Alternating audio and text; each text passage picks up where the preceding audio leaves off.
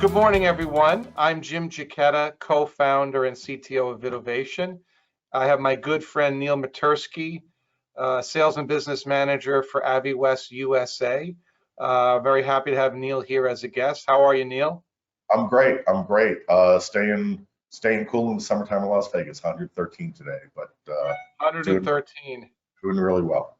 Yeah, we actually had to put the air conditioning on last night in Southern California. It was a balmy 85 degrees, not 113, but I guess it's all relative. So good morning, everyone. We're trying something a little bit new. So we've set up a private text messaging number that only goes to me. It's not something my marketing people are doing. If you text me any of your questions for today's webinar to 949-755-8881, you're sending a private message to me, Jim Giacchetta, and we're trying to encourage a community.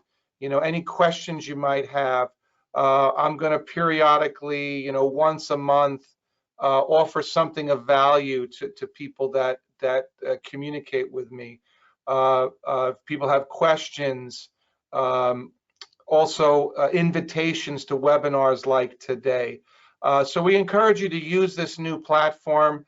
It's just text message like you normally would, just to this special number. Of course, also still use the chat function if you prefer to use that in the GoToMeeting.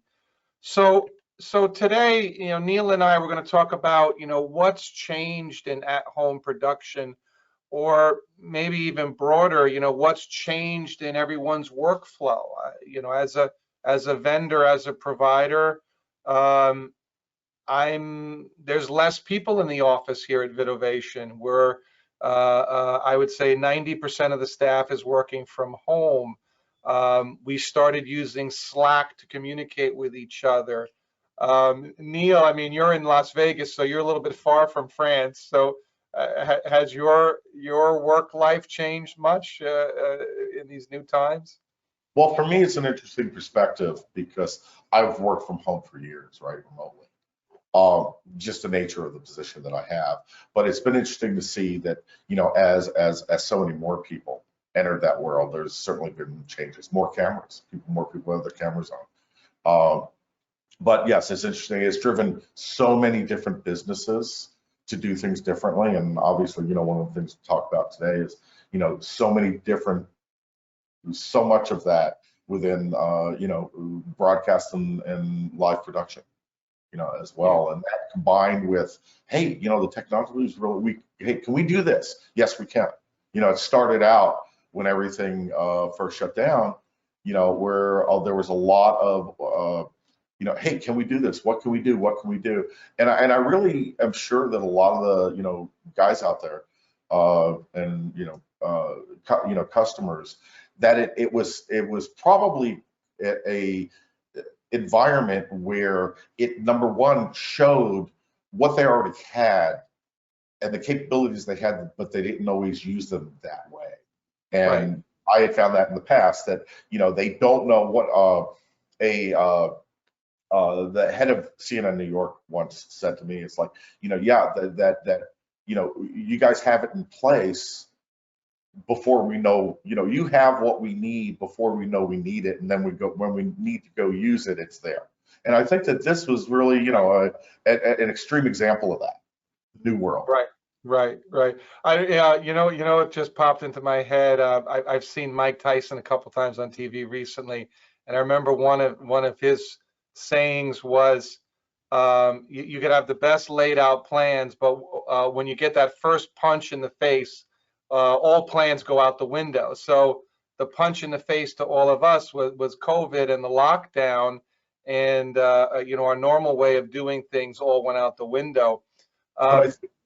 And I think one of the things that's really important now is kind of where we're coming out of this now, is with a shift of, okay, where do we go from here? We've been able to, we found a lot that works. We found some things that don't work, and we know that new things are coming on the horizon that are going to enable even more. So where do we go from here? Right. Well, so this slide kind of says it all. Samuel Fleischacker is the encoder product manager at AviWest, and most of these slides, if not all of them, were created by him. This kind of says the whole, why, what is AviWest and VidOvation promoting, and when COVID struck, when we were all in lockdown, we were very well prepared because we had been promoting the idea of at-home production and REMI for 5 or 6 years. And, we had been doing some fishing tournaments. We had been doing live PD, live rescue, a lot of multi-camera productions that needed frame accurate gen lock. You can't have multi-cameras all out of sync with each other. So right. we were able to promoting, we were actually doing this. We were doing it, not just promoting it. We were already doing it. Yeah. So, this may seem redundant, but, the benefits are, less people. So we don't need as many people on site. Some customers like to shade on site. So they might have a video engineer on site, shade the cameras, and then home run everything. Some of our customers, like the PGA, are shading back at master control. So everyone has a slightly different workflow. And Neil, I mean, you can say we've learned a lot from our customers too. Like, we learned the importance of camera shading in an at-home or REMI production. That, hey, VidOvation, hey, AviWest, you need to get this to work. We need to shade a camera through the public internet and cellular, and we'll talk about that today. People are seeing that it saves time, and then, I don't know, usually all of our customers have some sort of a limit on their budget, right, Neil? So it's all about saving money. If we can save money, it's a no-brainer. So I apologize to any of our friends at Game Creek or NEP, people that own trucks or satellite trucks, but this is just to make a marketing point that I don't think the truck is going to go away. Maybe NEP has a bigger fleet of smaller vehicles, smaller trucks. Maybe the trucks are in a central location, so the at-home production, because there's limited studio space, so the truck stays in Kansas, etc. But you get the idea that with bonded cellular at-home production using cellular or the public internet, we can minimize some of the personnel load, the cost of the equipment, cost of trucks, and we're really getting close to the reliability of satellite and fiber. So here's some of the customers we've been working with: NBC Sports, Golf Channel, the PGA. We've been also working with a couple of different Bassmasters, Major League Fishing. We're currently doing 3 fishing tournaments, and believe it or not, fishing has very unique challenges. The cellular providers don't put towers around lakes. They put towers around where people live. So a lot of these lakes are in rural areas, and AviWest technology has stepped up to the challenge and has worked really well. So one of the first events we did during the lockdown was the first live sporting event in the U.S. Post-lockdowns back in May of 2020. Seems like such a long time ago. Was with the PGA. So they had a restriction where they could only have 50 people on the course. The local health authorities came up with that. So that included camera operators, personnel, officiants, as well as the players. And the event was done at the Seminole Golf Club. Here's another silver lining. The switch level 3, multiple telecom providers probably have a connection at Pebble Beach, right? Neil, you'd know more about this than me. But the Seminole Golf Club is a private club. There's probably not a fiber connection in there. So the PGA was able to do an event behind the scenes at a very nice, prestigious private location or alternate locations where they wouldn't traditionally be able to shoot, and bonded cellular helped facilitate that. Then one of the on-air talent, was in his home in Michigan. So they used bonded cellular for him to add color to the event. And granted, if we were doing the show over fiber, the latency would be practically zero. If you're going through public internet or bonded cellular, there might be a second of latency. But, most of the on-air talent or even some of our newer customers, we have on-air talent at QVC that's used to the 1 second latency. After they've done it for a few times, they get used to it, pausing when they speak, not to step on each other's toes. So here's the setup out on the course. They had 2 cameras in the tee box, 2 cameras on the fairway, 2 on the green. They had a couple of POV shots, beauty shots. They used the flagship AviWest Pro 380 with 8 cellular modems for the primary video shots. But for the beauty shots, the cellular reception was good enough where they used the AviWest Pro 320, I'm sorry, the Air 320 with only 2 cellular modems, and they could get beautiful beauty shots. For this event, they had a shot of the clubhouse and a shot of the beach, the dunes by the beach. So that was part of the show. And then Neil and I, we learned the importance of having analog inputs. AviWest has always had analog audio inputs on all of their field encoders. And, there's usually, for every video, there might be 4 or 8 audios to go with every video. And any of you audio engineers out there, this is old news to you, that there's a lot of microphones, a lot of audio, and the PGA used the 2 modem device, the Air 320, for a lot of the background microphones on the talent, microphones on the players, microphones on the commentators that were walking the course with the players, parabolic microphones catching the action. And you can imagine, the PGA will have about a dozen cameras live simultaneously on the course, dozens upon dozens of microphones all open simultaneously. And with AviWest SST technology, Safe Streams Transport, they're able to keep everything in perfect lip sync, keep all the cameras in gen lock. If any of these microphones were a little bit out of time, it would drive the audio engineer crazy, and it would make for a horrible show. You'd hear the swoosh of the golf swing. You'd like whoosh, whoosh. You'd hear the crack of the ball strike. Multiple times. It wouldn't make for a very good production. And one thing the PGA noticed is the traditional way they would do an event like this, they would have microwave camera links connected to a truck in the parking lot. And most of the microwave stuff that's out there uses H.264. All this AviWest tech is using HEVC. So the picture in most cases look better than what they were used to. They're like, why does the picture look so much better? We've saved a ton of money. We saved on personnel. We saved on travel. And the pictures look better. So it's been a real win-win for the PGA and others. Here's a little background on the product. So they used 8 of the Pro 380. So there are 8 cameras on that event, 9 airs. There were some cameras connected to airs and microphones, as I mentioned.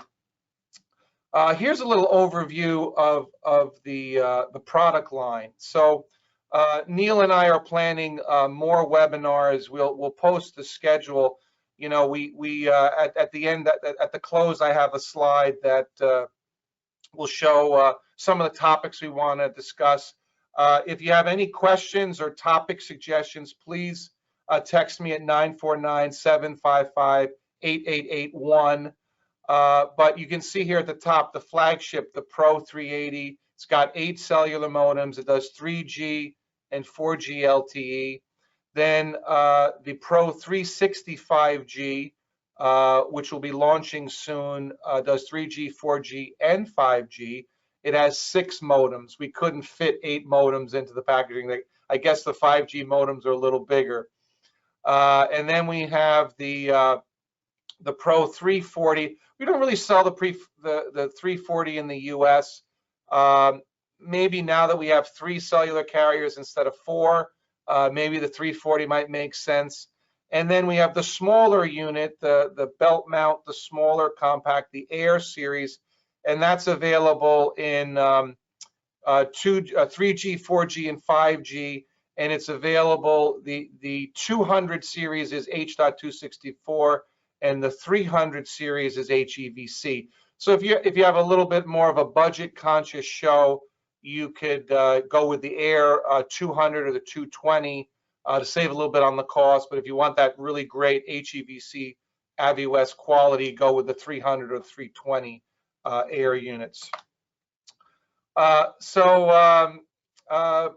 Safe Streams Transport, I touched on that. So people ask, I'm sure you get the same question, Neil, is like, what is the one thing that makes AVIWest different? And I think the heart of it is this SST, right? Isn't that the case, Neil? I would say yes, that it's the SST is what gives us the level of performance, which is what really I think sets us apart. Traditionally in this market with bonded cellular, it's been, everybody does the same thing. They're all pretty close, and that's true. That's true to a certain level. And combining the highest efficiency and best looking in encoding and tying that with the management of the links and having it all interactive, basically it's at the end SST, it gives the outputs the best looking video over the least bandwidth, even when there's not much available. As a number of our customers that use it in challenging environments, have said, actually, I know 2 separate people told me this, that I've been able to transmit live when I was not able to text. And, right. And the cameraman wasn't able to text either, and we were on different carriers. Right. Right. And that's really where it all comes together. And it's the magic juice. We all have our magic juice. And it's just an extremely efficient magic juice. Right? Well, I think some of the folks joining us today have been listening to some of my panel discussions on Sports Video Group. And on the SVG panel I was on last month, Del Parks asked an interesting question. He asked Ken and the panel, do you see long-standing relationships with vendors being disrupted? And I say absolutely yes. And but one of our challenges is getting people to try AVIWest. That it's human nature. You like a certain brand of car or a certain brand of coffee. Getting someone to try something new. We're creatures of habit, and maybe you like the sales rep from vendor A, and getting them to switch. Neil and I are very likable. The VidOvation team is very likable, but we really encourage you to try AVIWest, and the customers that do, they really see the difference, and they're able to get shots that they can't get with other solutions that are out there. So we really encourage you to reach out and give it a shot, and we promise you won't be disappointed. So here's some closer up shots of the unit. So traditionally bonded cellular has usually been in a backpack. People say they could even refer to it as the backpack. Where's the cellular backpack? AVIWest was the first to put a cellular field encoder on a camera. They didn't invent the idea. I think they took a page from the microwave market. The microwave camera transmitters, they've been doing that for 20, 25 years, right, Neil? They put the microwave transmitter between the battery and the camera. So AVIWest was the first to do that. Yeah, and I think it's different. Deployments. A lot of it has been news-based deployments, which it's a different world. They're not used to having the microwave on the camera. But from a production environment looking at it from a production environment makes total sense. It's, what people have been Yeah. doing. They've been using microwave. They don't want to carry a backpack. They will. And that's the thing is, there's multiple options, but we give the additional option of the really clean one of having it right on the back of the camera. But like the PGA is using larger cameras. They love the idea. Everything is wired in. They got their wireless mics logged because the analog inputs on the AviWest. They got the microphones wired into the rig. So the camera, the AviWest, and the battery come out of a Porta Brace bag. Boom, they're transmitting within 60 seconds. They don't need to connect anything up. But then like live PD or small other productions, they're not using a large camera. They're using a much smaller camera. Live PD, they didn't want a backpack on their back because they're sitting in a vehicle and jumping in and out of police cars. They actually wear the unit on their belly. They made a pouch for the AviWest on the front of their bulletproof vest. So they got a battery and the unit shoved on their belly, so it's in front of them, so they don't get caught up on the door jamb of the car. So like you said, like Neil said, that every application is different. And then over on the right we have the Air, which is even smaller. You can see there's a photo of a customer that likes putting the Air on an accessory shoe on top of the camera. You could even put it on a DSLR, or there is a little sling that you can sling it over your shoulder, or a belt clip if you want to wear it on your belt. And I think that a big part of the story here is that we can facilitate pretty much every type of form factor, from small to light, HDMI, SDI, backpack, this, that, but it's all with the same consistent performance specs, same specifications, same functionality, same performance. It's just how it's packaged. Right. Yeah, and on this slide you can see a field crew reporter in Times Square. She's got a wireless earbud in her ear, listening to program feed and directions from the studio. Her microphone is wireless. That's tied into the camera. The camera operator is on comms, hearing instructions, hearing the program audio. So it's a cohesive system. It's a lot of systems. The intercom is lacking. So it's a really nice setup. I touched on this earlier too. We learned the importance of analog audio inputs. So I mentioned, microphones on the golf course. I didn't know much about top trace, that graphic that follows the golf ball as it goes through the air. I had no idea till we started working closely with the PGA that the top trace telemetry goes through an audio channel. I had no idea. So, PGA is like, we need a bunch of audio adapter cables. Oh, okay, for audio microphone? No, for the top trace as well. So they're able to put that telemetry through the bonded cellular, which was a big win-win. And you can see the system has mini XLRs on it to save space, and we have these optional breakouts to full size. Converse to that, though, one of the interesting things that's really coming up is, on the slide it talks about hotspot and one of the things that I really see evolving and being rolled out is, the use of IP audio applications. Now that audio guy, yes, he may have several analog, but then he also has an app for comms or an app that's streaming audio for another purpose, and and that's all facilitated. So I find that interesting that yes, the importance and the power of the analog audio channels, but overall being able to facilitate pretty much what we see coming, and trying to stay on top of some of the surprises of, oh, we didn't realize that that it was going to be Dante and not AES 67, that sort of thing. Right. New world. Right? Well, you bring up a good point. So a lot of I showed you the slide of the reporter and the camera operator, but in a PGA production or like live PD or reality or these fishing tournaments, there could be a line producer nearby, but they might not be next to the camera. So how do they tie into comms? well, you could hook them up with their own AviWest encoder. We'd love to sell more encoders, but giving them an encoder just for comms may not be practical. So some of our customers, so some of the support staff, a field technician, a line producer, a field producer, will integrate with Unity Intercom.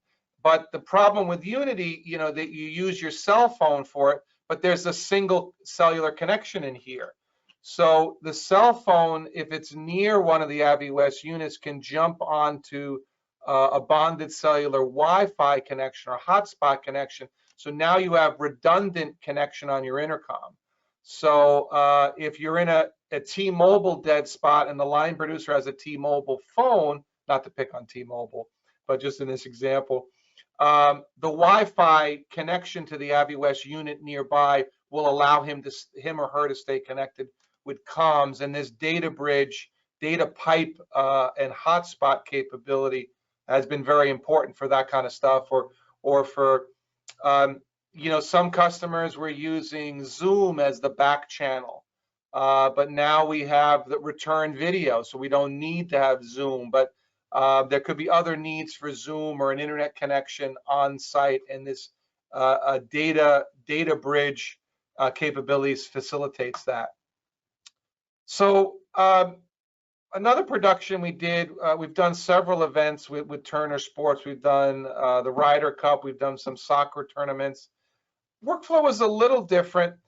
They chose to shade cameras on site. So they had 16 cameras on site, so 16 ISO feeds from a smaller vehicle.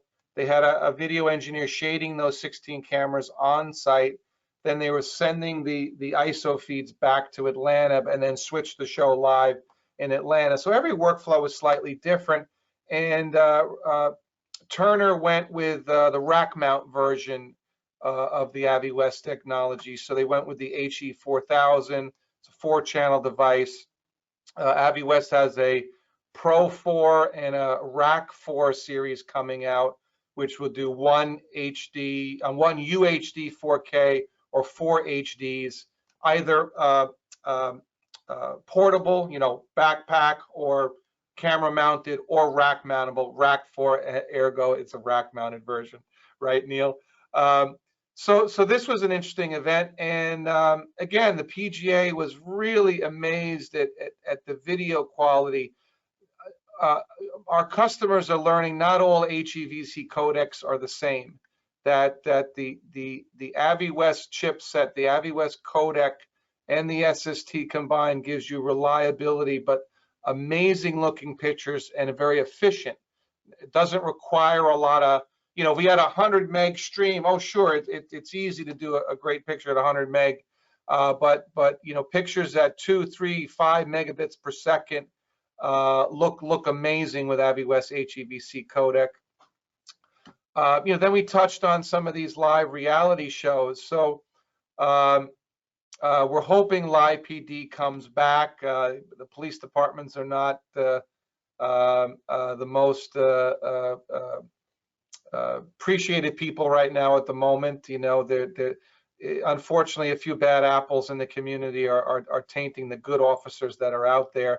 So we're hoping the Live PD show comes back, but we're doing fishing tournaments.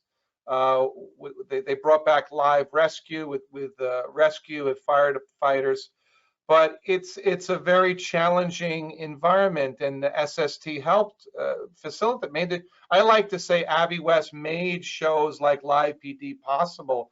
Have made these fishing tournaments live possible. You can't put a satellite truck on the back of a bass boat.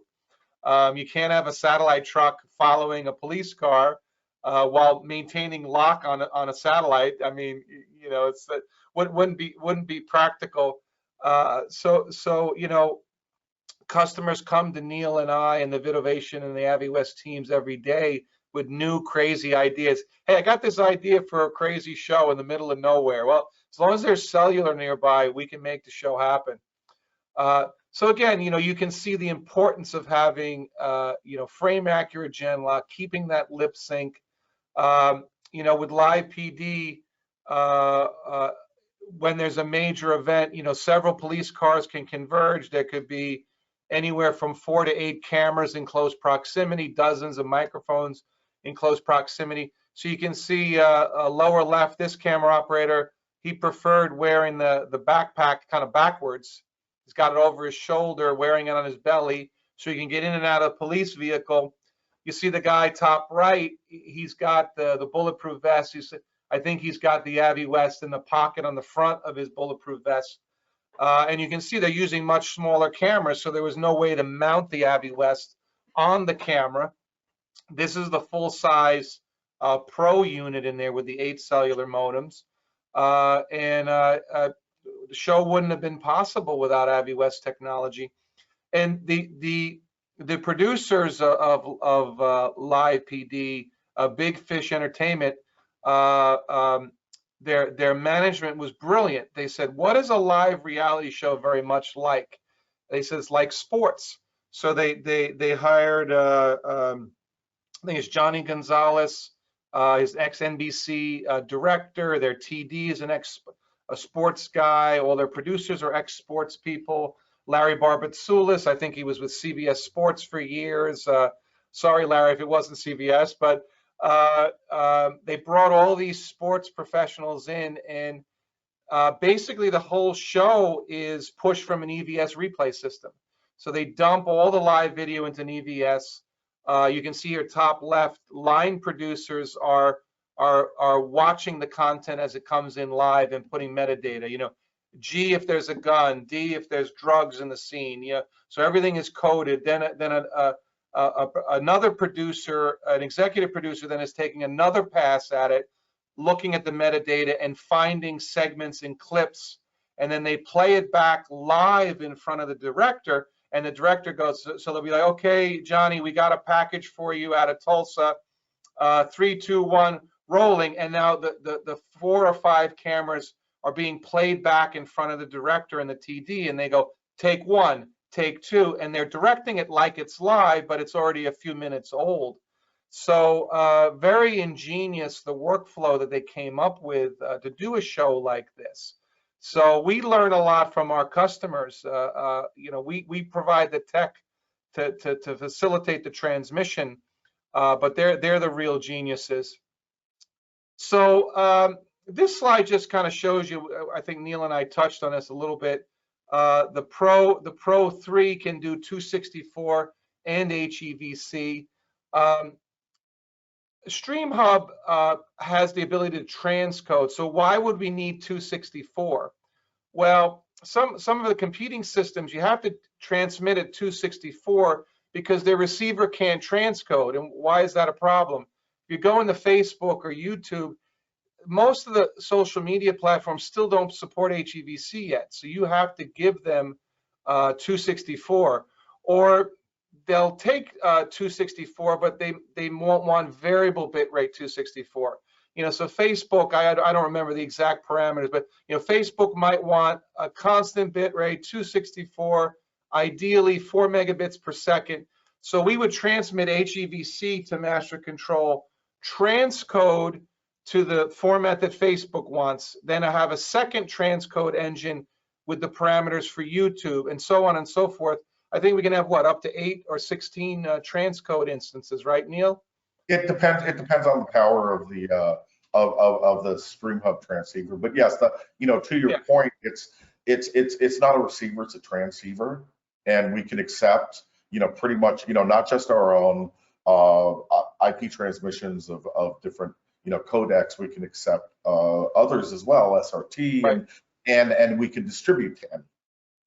You know, via transcode, because there are times where, you know, you have to, especially, you know, some of the online distribution points are very persnickety about what they want to see, and right. Variable bit rate is usually what's used for acquisition, and you know, more and more, you know, CBR is what we need right. to deliver. Yeah, I mean, I help. I would never pretend to be a production professional. I dabble. So I've done some video engineering work at Saddleback Church here in before COVID.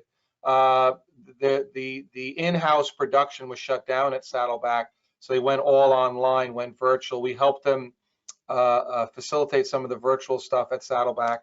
Then I started volunteering at a drive-in church, so people stayed in their cars, and we broadcast in a parking lot in Newport Beach, and we transmit to Facebook, and Facebook can be finicky. If you send it 5 megabits instead of the recommended 4, it'll hiccup. It'll fight back. It won't like it. It'll drop out. Or the resolution. You know, Facebook might want 720p, but YouTube wants 1080i, and you can set all these parameters in the encoder. So it's a piece of cake. You know, what do they say? I'm not only promoting AviWest. I'm an AviWest user. You know, I use the tech. And one of the things though is, you know, you talking a lot about, you know, YouTube, but more and more, you know, I think it's going to be about, broadcast level distribution and contribution, you know, to multiple MSOs. Different people, again, you know, want, you know, DirecTV wants it one way and Comcast wants it another way, and you know, and it facilitates all of that, so you can easily create transcode and distribute, you know, the multiple formats from the multiple formats. Yeah, and to that point, I mean, we have a slide coming up on it, but as you mentioned it, Neil, that the stream hub, AviWest came up with the word hub because it's not just a decoder, it's not just a receiver. So it's a receiver, it's a decoder, it's a transcoder, it's an encoder, it's allowing return video, it's managing the comms, the communications. It takes it takes generic IP inputs. There's SRT ins and outs. So it's really a very a robust platform, very stable platform. And one of the webinars we're going to do in the coming weeks will be on the latest firmware version 3.5 of the Stream Hub. There's a lot of new features. So Neil, I mean, you want to speak to this slide? It kind of shows the functionalities of the Pro. This is the basic, you know, yeah, I mean, the basic overall, you know, we can, you know, live record, file, you know, forward files. We can now, you know, simultaneously live and remote control via the data bridge, hot folders, mission centric. There's a lot of different things, you know, that we can do that fit, you know, a lot of different workflows. Well, and then also don't forget video return, and then the auto live has been very helpful. So Neil and I and both of our teams have found with at home production, REMI production, or you got an analyst working from home, because of COVID or just travel restrictions or just costs, they don't have the resources to send the tech to the on-air talent's home or the weather person's home doing the nightly news to set up a camera, set up a bonded cellular. A lot of non-technical people have had to set this stuff up themselves. They get a shipment from Master Control with a camera, a tripod, and the bonded cellular, and they have to set this all up themselves. So this auto live feature I love. So there's a little hidden switch on the Pro 3 where you can turn the auto live on, and as soon as the unit is turned on or plugged in or you put a battery on it, it wakes up, connects to the towers, and it goes live. So the talent is, as long as they can plug the darn thing in or put the battery on it, they don't have to touch any of the buttons. It just goes live. So that has been great. And then the data bridge gets established. The live video gets established. You just have to put the camera on the tripod, frame the shot. Or if it's a PTZ camera, we've had some customers, they'll build a whole kit in a Pelican case. You take the lid off the Pelican case, there's a PTZ camera there. The AviWest bonded cellular is bolted in there. They plug that in, the camera comes alive, the bonded cellular comes alive, and a video engineer in Master Control frames the shot with the PTZ camera and shades the shot. So customers are doing all kinds of crazy stuff. So different types of architecture, and we can't cover them all, but some customers are doing all the production back at home, so it's a full REMI, full at home. Some are switching on site, so they might have a small production truck. They might have a TriCaster or a Ross Carbonite in their vehicle or their trailer, switch the show in the truck, and they send the program output to the internet or to master control, or a hybrid of both. Like Turner Sports, they shaded the cameras locally, but switched the show back at master control. So the configurations are really up to you. Then here on the right, the remote controlling of the cameras. We see more and more usage of PTZ cameras. You don't even have to have camera operators on site. We're controlling the cameras remotely. Maybe you have camera operators, but you don't want the camera operators worrying about shading. So that's being done remotely. The configurations are limitless. And again, it comes down to what makes this all possible. It's that SST, that Safe Streams transport. Did a webinar back in 2020, I believe.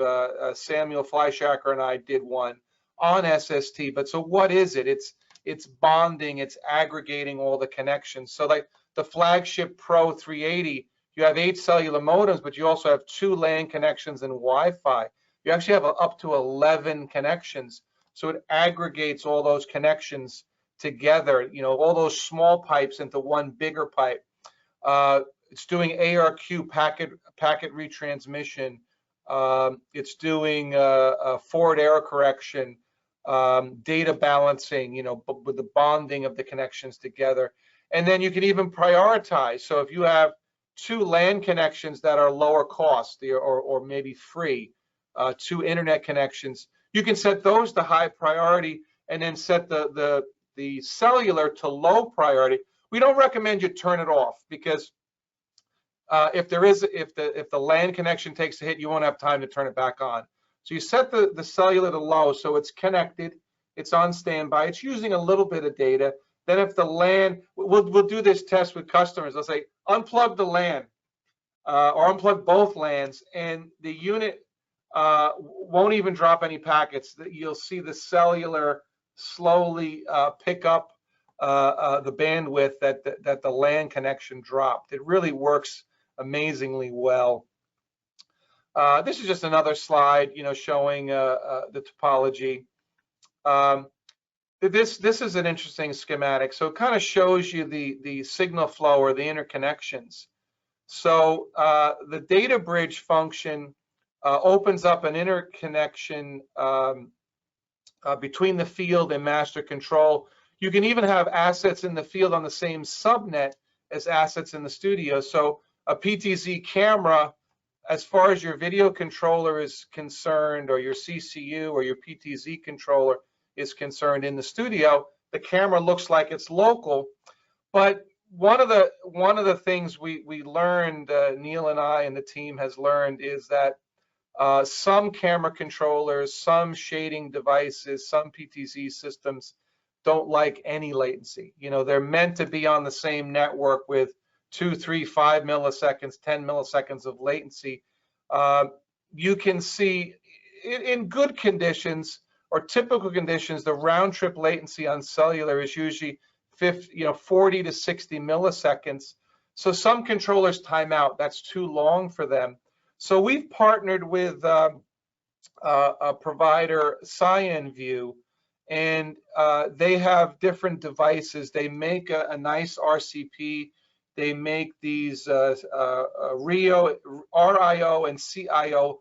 They're like the size of a pack of cigarettes, a little tiny device that goes on the camera that smooths out the latency. What it does is the little device actually emulates the CCU, and it's close to the camera. So if there is latency, the camera doesn't time out. So it's a very nice companion. The PGA has been using this tech, and it really helps do shading and camera control PTZ control over an unmanaged connection like the public internet and cellular. Can even do tally through the device. So we encourage you to reach out about that. You know, VidOvation and the CyanView and AviWest teams, we can integrate all this technology together for you. This just shows you, you know, there's this little cloud icon that comes on with little arrows showing that you have the data bridge or the hotspot connection active. Some customers need a bigger pipe for the data connection. So primarily when you're running, say, a Pro 380, your primary function is live video. So if you're live video, it won't take the whole pipe away, but most of the pipe will go to live video, and then AviWest guarantees at least 500K for camera control or comms. But if you're a customer that wants to needs more bandwidth, quite often they'll have one 380 just for the data bridge and a hotspot connection, and then other units for the live cameras if you need a more continuous stream. But you can use the two together, have the live video with the data bridge. So just here's another, you know, picture. CyanView not only helps shade cameras, but it can help with PTZ. And then not all PTZ cameras are sensitive to latency. So like this bird dog PTZ camera, we don't need to have the CyanView RIO there to help facilitate.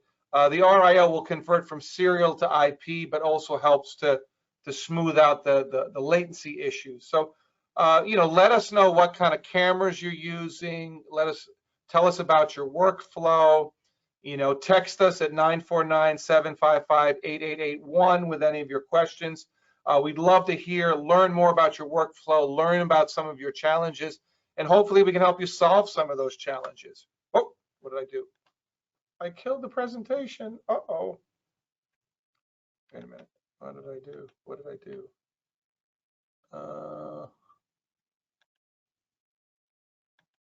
What did I do, Neil? Oh, no, I don't have a technical difficulty slide. I blacked out. Okay, wait. All right. So there we are. There we are. You're back. You're back. Whew. Let me see. Did I skip any slides? No, we're back. I guess there's a fade to black button. I didn't know. It may have hit the B button, fade to black. So AviWest, you know, one of the things we have a fairly deep customer base here in the U.S., but AviWest has been around for what, 12 years now, 11, 12 years. They have a very strong customer base. They are the leader in Europe. There's, you know, 100, 200 customers globally, many European customers, Asia, Latin America. You know, Neil came on board in, what was it, October? So Neil's the managing director here in the U.S. Neil helped add to AviWest's support team, to add to the infrastructure here in the U.S. Neil and the AviWest team have been working very closely with VidOvation. You know, we kind of operate as one company, at least here in the U.S., work very closely together. So I mentioned, you know, some of our bigger clients don't like us mentioning their names, so we can only mention, you know, some of our customers, but we're doing a lot of these fishing tournaments, and, you know, they've tried other technology. It just doesn't work in the middle of the lake. And the AviWest tech is able to get those shots. We're doing Bassmasters, Major League Fishing, PGA, Ryder Cup, a lot of live reality shows. We're going to do another webinar on this. This is more for news, right, Neil? The mission-centric workflow. You know, my understanding of it is, you know, it'd be great for a freelance photographer. So he arrives in Detroit and he's like, what am I shooting here today? Where am I going? You know, it'll appear here. Okay, the cycling race will appear, or the election coverage. He'll see his missions, the package he's supposed to capture that day. And then when the video feeds come into Master Control or into the News Bureau, the metadata is there. I say, what is this video clip for? Oh, this is the bicycle race. Oh, this is the election coverage, right? I mean, you would know more about this than I would, coming from CNN and news, Neil. Maybe you could speak to that a little more. Yeah, we kind of jumped, I guess kind of jumped a little bit there from wrapping up the REMI production to, Yeah. Other things that we do and what's coming out. But yeah, actually, as you said, in Europe, in the US, clearly, we did not take advantage of and jump on the news market where, 7, 8, 9 years ago as it rolled up. And our focus has been in high-end production and even low-end production, with Mojo apps, and we run the gamut, right? But in Europe, we're number one in news for a long time. And yeah, what this allows, this actually allows news organizations on a daily basis to really add a level of efficiency to the workflow. So when they're having the morning meetings, and they are assigning resources and assigning stories, and once that's created, when the producer creates it in their newsroom system, that story is assigned to the asset. So the field, not just the field photographer who's going, but his encoder unit, his field unit, is assigned to that story. So when he fires up, he can select the mission, the story, and everything he shoots, metadata is already ingested. Everything he or she shoots is created with that metadata and then forwarded back into the system. And we can even do things like rename that file as it's coming back in, so that it's then repository, that it ends up, so it starts in the newsroom production system and it ends in the newsroom production system, ready for them to air it. An extremely powerful thing. And one of the things that I'm hoping that we can get news customers, at least some key news users and customers in the U.S. to recognize. Yeah, and we'd like to get feedback too. Like, if a major news bureau is working with a certain brand of automation, we'd like to have a conversation about it. Maybe we can add your preferred vendor of choice to the roadmap and cover that. I think today Dalet, I think, is a French company, is very popular in Europe, so it makes sense that AviWest integrates with that. So I'm sure a lot of the European news bureaus are using that. We're working with EVS, I believe, as well as others are in the pipeline, right? Well, the interface, the interface from and to most of the common, like a Bit Central, even some ROS products, are pretty straightforward and relatively simple. But yes, we actually have with Dalet, we actually have a integrated with their digital asset management, directly. But to facilitate the workflows, regardless of the system, is an easy thing to do. And I should mention too, Ronan and Samuel probably could speak more to this. Ronan, the CTO, Samuel, the product manager. Everything has a very sophisticated API.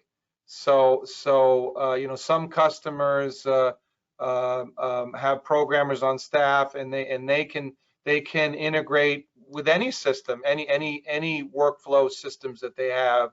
Or you can hire AviWest professional services to help with some of that integration. So a lot of that is customization is available today. So this slide, what I like about this slide the most is it shows the little priority little graph there. So you see here on the Ethernet and Wi-Fi, we have those set to high priority, and some of the cellular connections are set to low. There's only two settings, high or low. But I think that's a great visual. So you could set your cellular connections to a lower latency, and then everything in the AviWest ecosystem has the same buttons. So whether you're in the Stream Hub remote controlling an asset in the field, the play button, the record button are all the same. The buttons, the soft buttons on the unit when you're in the field are exactly the same, right? There's consistency in the user interface across all assets, across all platforms. This slide, I guess, is a little redundant. It talks about the SST again. We kind of covered that. But, maybe the takeaway from this slide is, they think we call the category bonded cellular. I think Tom Butts at TV Tech coined the phrase a while back when I was on a panel with him years ago. It's really bonded IP. And what do we mean by that? Cellular is one of them. Internet could be another. Some customers, they bond cellular, IP, and satellite all together, bond all the above. So it's not only a bonded cellular, it's a bonded IP capability, and many of our customers use it that way. Oh, so this slide shows the automatic live feature I mentioned to. I kind of verbally told you this. You either press the power button, plug the unit in, or add a battery, and then boom, boom, boom. Within seconds, you're transmitting live, which is great. I really love that feature. And again, with low-tech operators, it's very important.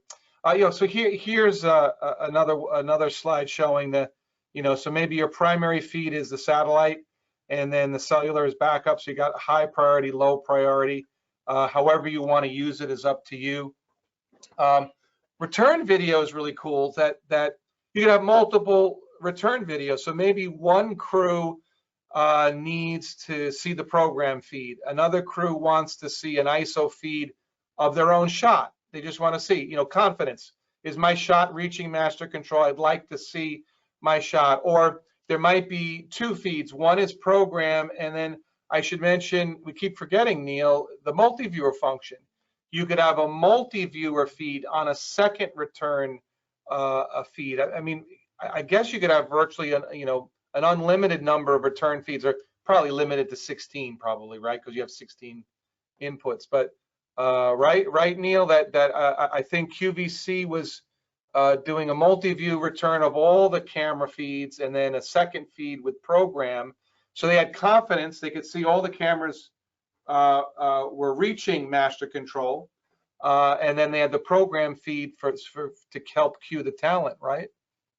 Yes.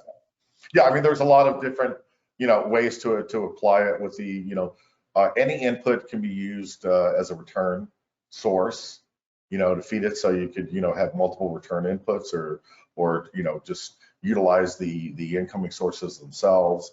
Multi-viewer outputs can be used, and there's a lot of flexibility. People have deployed it everywhere from, obviously, high-end productions to things like, using return to feed large screens for events, and a lot of things, that I think both me and you found real interesting was for remote directing of high-end, film and scripted productions as well, and that was part of the new COVID world, right? Is like, effectively we remote the video assist monitor from the site to the director sitting at home. So yeah, a lot of flexibility, and it's, feeds into, it's part of the, the Stream Hub ecosystem. To me, where we are and where we're going is more of, the center of an IP ecosystem. And this is one of the examples of how that can, be applied and utilized using, any of the inputs to any of the outputs for return. One of the big differences too, that has actually enabled us to do things like feed large screens, high resolution large screens at, high quality events, a concert, is that the return feed it's not scaled down, it's a full res HD return feed. And that's one of the differentiators is what, full frame rate, full bandwidth. Right. You touched on it, Neil, too. Like, so one of the potential problems with REMI or at-home production. So you go to a sporting venue, and Game Creek or NEP will come in to do the production for NBC. So they set up their cameras on sticks in the venue.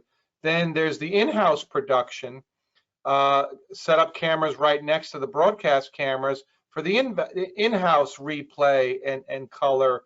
During commercial timeouts, they got to produce a show, keep the crowd engaged.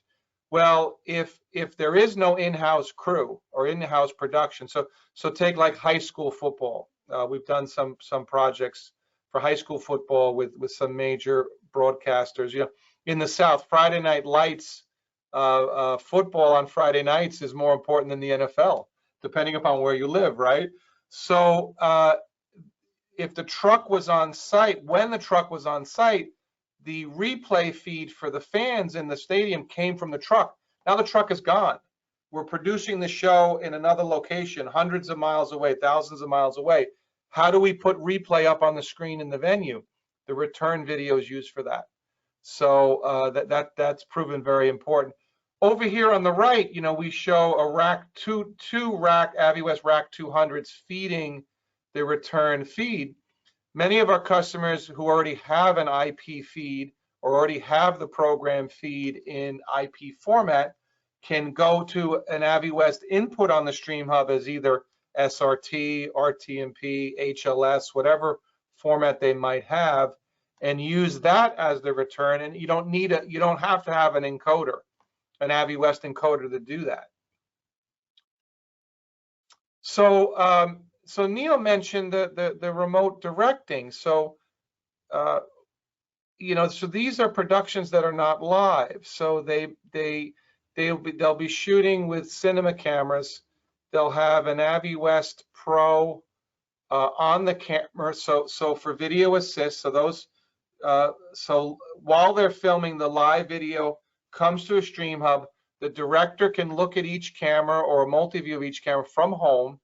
And then if the director needs to speak to one of the directors because they're not there, they need to give some notes, they'll actually have the AviWest Mojo Pro app on a phone and you know, hand the phone to the talent and say, hey, you know, the director, hey John, you know, I love your performance, but that's not what I'm looking for. So you can have this two-way conversation all within the AviWest ecosystem, and the director is sitting in his living room in Malibu while he's directing a feature movie or a production in New Zealand. So again, it comes back to our customers teaching us, you know, they'll come to Neil and I and the VidOvation team, the AviWest team, hey, how could I use this tech to do the remote directing? And it's pretty amazing. So you can see here that Neil kind of touched on this earlier. Maybe I'm not going live with video directly on the Pro or the Air, but I'm doing something with my phone. I'm streaming with Zoom. I need to connect a computer. Maybe I got Zoom or some other video platform. I don't want to go live with the AviWest stream. I just need a solid internet connection, or I need to connect to my master control. So either a wired Ethernet connection or Wi-Fi or both, you get a connection out in the field, and many customers are doing this. Here, this is an interesting slide. So it kind of shows an overview of the ecosystem. So it shows, you know, on the left are all the types of inputs. So it could be field encoders. It could be something coming from the cloud, vMix, Grass Valley AMP. We have SRT listed here. We should also add NDI, right? We're doing NDI ins and outs. You know, we'll talk about that on an upcoming webinar, right? NDI inputs and outputs. We have many of our customers, they're integrating a tri-cluster or a new tech 3-play instant replay using the NDI hooks instead of SDI, or using NDI cameras, et cetera, to bring them in and out of the AviWest ecosystem. So the Stream Hub can either be physically in your master control with SDI outputs. We haven't figured out a way to do SDI inputs yet in the cloud, right? Neil, I'm joking, of course. But for a cloud-based Stream Hub, you can have, I think, upwards of 16 or more IP ins and outs of a Stream Hub instance. And then if you do hit a limitation, you can cascade virtually an infinite number of Stream Hubs together to go from one to hundreds of locations if need be, right? Absolutely, absolutely. So we encourage you to let us know your workflow. If you're on AWS or Azure or whatever cloud management, whatever cloud provider you're working with, as long as you can spin up a Linux-based instance, we can help you spin up a virtual Stream Hub instance in the cloud. This slide is a little dated, but we're doing SRT ins and out, RTSP, transport over IP, RTMP, HLS. NDI has been shipping for a while now. WebRTC, I think, is that out yet, or is that coming? We have an application soon to be announced and rolled out that will Okay. expand our capability, to emulate encoders and create acquisition points using WebRTC. I know that sounds like a marketing, complicated engineering, technical way to describe it, but really neat stuff. And really the story, just again, I mean, I could sum up 5 of these last slides by kind of saying that, again, we've got an IP-based infrastructure with extremely reliable and powerful acquisition via bonded cellular and SRT, and open for to be able to acquire and soon to create, because SRT from our encoders is coming soon as well. So an interoperable ecosystem that we can acquire IP formats and distribute to IP formats, effectively routing, distributing, transcoding, all in a easy to deploy, really rugged, robust ecosystem. So multiple inputs, multiple outputs. 2110 is out there a little ways. 2110 for ingest. I don't know if that's ever really going to be a need, but yes, and continuing forward, with what other IP audio formats, having them available, ingest out, and internally, whether we use them for comms, for program feeds, for and then routing, shifting the audio channels, all of that in a cohesive IP infrastructure. Absolutely, absolutely. I see here I got a typo. I spelled SMPTE wrong. So SMPTE 2110, that support, it's on the roadmap. I think we can give you more specific dates on things that are on the roadmap in an upcoming webinar Neil and I are going to do. This is a little redundant. It's just showing PTZ cameras. This is interesting. Neil mentioned this a couple of times, that we're not just a streaming video company, or bonded cellular. You can go live, you can move files, you can do PTZ cameras, you can use other streaming services, intercom, the SST combined with live video, combined with the data bridge, can facilitate all of this. One of the things Rick, Neil, and I, and our sales teams at VidOvation and AVIWest, who are some of AVIWest's customers? Yes, the majority of these names you see here are in Europe or in Asia or Latin America.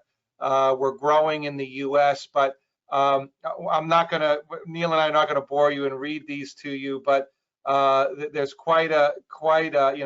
there's 100, 200 names here. People using the Pro, people using the Air, people using the Mojo Pro app, who's who, and I'm sure we've missed quite a few of our customers. If we've missed naming you, we apologize. So it's AVIWest has been very busy. There's a lot of, if you haven't looked at AVIWest recently, please reach out. There's been a lot of new developments. I would say 80 or 90% of AVIWest budget is going into R&D. The funding they have raised is going in primarily all into product development, hiring engineering staff, hiring support staff. Right, Neil? AVIWest has been very, very busy, so you really need to look at what AVIWest is doing today. They've made a lot of leaps and bounds in the last couple of years. A lot of really cool, interesting stuff's on the roadmap. So that's a perfect segue. So I think the next webinar Neil and I will do, we haven't set the date yet, but we'll probably do it next month. The product roadmap. I think customers would really like to know where AVIWest is today, what are the new features that are available today, but where are we going? We would encourage your feedback.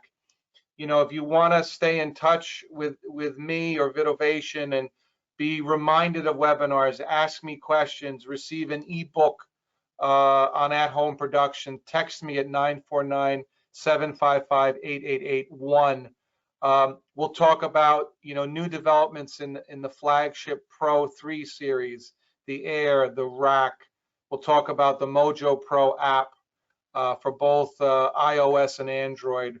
We'll talk about some of the new features and capabilities, receiving, decoding, transcoding, and encoding with the Stream Hub. We have product presentations that Samuel has put together on the Pro 3 and the Air. We can go into that. Mojo Pro app, the manager, how to set up redundancy. Many of our customers, their main bread and butter is the production, and the cloud is not perfect. Amazon can have an outage, and maybe you want 2 cloud instances and 2 different cloud providers. And using, we have a use case, an application presentation where we show we can make 1+1 automatic failover, automatic redundancy, that if something should go out, it'll switch over automatically without any user intervention. So that's been very important to some of our customers. We can do a deeper dive into video return, and then the mission-centric workflow. I'm really trying to encourage people to sign up for this private text messaging community I'm building, one-on-one with me. And people that know me, even conversations with customers, it takes about 5 minutes for me to bring up food. Neil, you're a foodie. Neil actually is a very good cook. I've heard Neil is a very good cook. You got to cook for us sometime, Neil. And he's always. I send pictures, and it looks good. Right? Yes, he sends pictures, or when Neil comes to Orange County, we usually let him pick the restaurant because he's got the more discerning palate. So to kind of encourage people, I want to give something of value. So I'm not going to spam you. Once a month, maybe I'll invite you to a webinar. I'll give you a recent ebook once a month that's been of interest to customers, or that I feel that might be something of value depending upon who you are. And then, as a little reward or an incentive, I think once a month we're going to do, there's a local Italian deli that I like. I'm going to put together a little gift basket. I mean, if you're vegan, I can put, things that are, I'll leave out the salami if you're vegan, but put a little Italian gift basket together. Finding good Italian food in Orange County sometimes can be a challenge. I do miss Mott Street and Little Italy. So please sign up for 949-755-8881. And then, of course, normal means of communications. When you engage with VidOvation, if we're talking about bonded cellular and AVIWest, we bring Neil early on into the application. So, we're doing virtual discovery calls every day with customers. We've been using GoToMeeting and GoToWebinar before Zoom even existed. I don't know, everyone uses Zoom now, Neil. I think VidOvation, when our contract is up with GoToMeeting, maybe we got to switch to Zoom or Teams. So is there anything maybe I forgot to mention? I'm sorry, Neil, I did most of the talking today. Is there anything you want to mention or ask our audience? No, I'd like to sum it up, just by saying, you've covered a lot of different things in your way. and to a lot of different stories of things that we've experienced and customers have experienced. What I would kind of like to sum up as far as REMI production goes is, it's one of those, most of us who've been in the production side, we'll sit there, at times over the years, and it's been, won't it be really cool when, and so much of this world, the bonded cellular world, was always about that. When I first got into it years ago, one of the things I was reminded of was even years before that, we had just put the first ever Avid system in at CNN New York. It was the first one ever that CNN put in, and it was in New York. And me and one of my colleagues from Atlanta were having a beer kind of, afterwards and over dinner, and we started talking about what ifs, and it was like, and Kevin goes, man, won't it be so cool when we could just slap something on the back of the camera and go live? And this was kind of around the time where Avid was showing that really big digital camera back that was way ahead of its time. And but now we see the implementation and the deployment of this, and it's from everything from using your phone for Mojo Pro app up to and getting closer and closer to being able to do the full-fledged, high-quality remote productions. And 5G is one of the things that will kind of take us there, to that edge. But it's, whether it's with the Mojo app or whether you just need 4 cameras coming back and you don't need to, you don't need to paint them and you don't need to do it, but you can do a quick switch remote, or next level is, a level of remote control.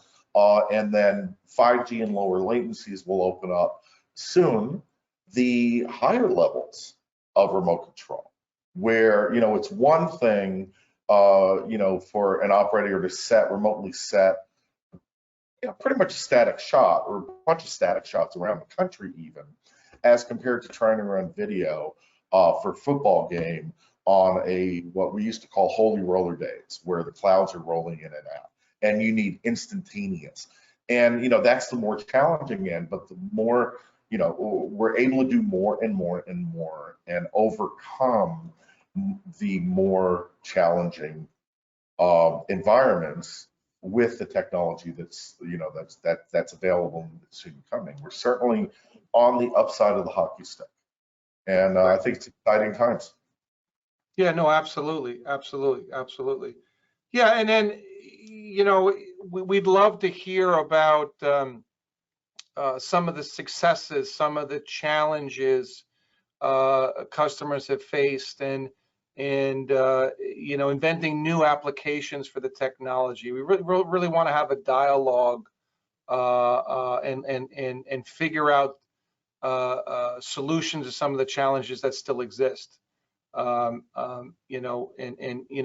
Integrating, example to like integrating the Cyan view with the AviWest. Maybe there's some other integration VidOvation and AviWest can help with. So reach out to Neil or myself, reach out to the VidOvation team, reach out to the AviWest team. We'd love to hear from you. We'd love to engage with you. So it seems like things are getting back to normal. The last couple of days, June 15th, they said we can remove our masks here in Orange County. So I'm seeing people, things are slowly getting back to normal. I hope everyone's staying safe and healthy out there. Neil and I have been, our teams have been traveling. So if you feel it's appropriate, we'd love to come and do an in-person demo. We can do things virtually. We do a combination of both. So certainly reach out to us, and thank you everyone for joining today. Thank you so much, Neil. And in the coming weeks, look, we're going to put we're going to try to do one of these a month, right, Neil? So we'll put the schedule out. We got like 5 or 6 topics planned over the next couple of months. And if you're not sick of seeing Neil and I, we'd love to see you. Hope you can join. Thank you so much, Neil. Thanks, Jim. Take care. Take care, everybody. Take care, Neil. Bye for now.